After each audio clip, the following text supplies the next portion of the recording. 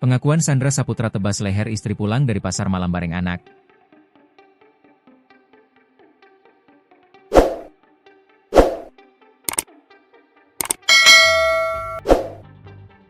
Sandra Saputra alias Chandra, 28, yang bunuh istrinya mengaku sebagai pecandu narkoba. Dia menebas leher istrinya, Lydia Kristiani, 22. Chandra mengaku menjadi pecandu narkoba sebelum menikah dengan sang istri. Chandra juga turut menebas tangan adik iparnya inisial NR hingga putus. "Sudah lama saya pakai sabu-sabu pak, malahan sejak kami belum nikah dan semua keluarga tahu.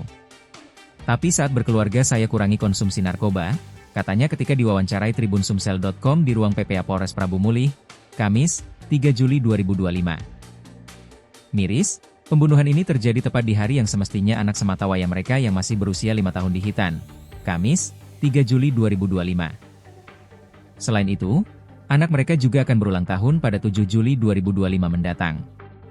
Chandra mengatakan, sebelumnya ia memang telah menjatuhkan talak kepada istrinya. Hal ini dilakukan karena sang istri diduga berselingkuh. "Memang sering ribut dan terjadi itu, KDRT." Tuturnya seraya mengatakan dirinya masih mengharapkan rujuk namun korban tidak mau. Disinggung apakah menyesal dengan perbuatan itu dan tidak kasihan dengan sang anak yang masih berusia 5 tahun, Chandra hanya diam dan tidak memberikan tanggapan. Cemburu. Sandra Saputra alias Chandra, 28, menyerahkan diri ke polisi usai membunuh Lydia Kristina, 22, istrinya dengan cara sadis yakni menebas leher menggunakan parang, Kamis, 3 Juli 2025. Chandra cemburu lantaran istri yang sudah ia talak secara agama itu menolak diajak berhubungan dan diduga sudah memiliki pria idaman lain. Padahal sebelum kejadian, Chandra dan korban serta anak mereka sempat pergi bersama ke pasar malam.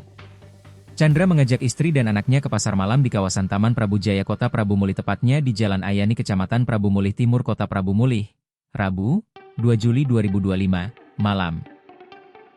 Ia mengajak sang istri yang telah ditalak secara agama itu ke pasar malam dengan alasan menemani dan menyenangkan hati sang anak. Itu dilakukan lantaran sang anak pada tanggal 7 Juli 2025 mendatang akan berulang tahun dan pada Kamis, 3 Juli 2025, direncanakan akan dihitan atau disunat. "Kami ke pasar malam itu tujuannya untuk menyenangkan anak, karena rencana hari ini mau disunat dan tanggal 7 Juli nanti ulang tahun," kata Sandra Saputra alias Chandra ketika diwawancarai di unit PPA Polres Prabu Mulih. Chandra mengatakan, melihat istri dan anak yang senang tersebut membuat dirinya kembali merasa senang dan timbul hasrat untuk berhubungan dengan sang istri.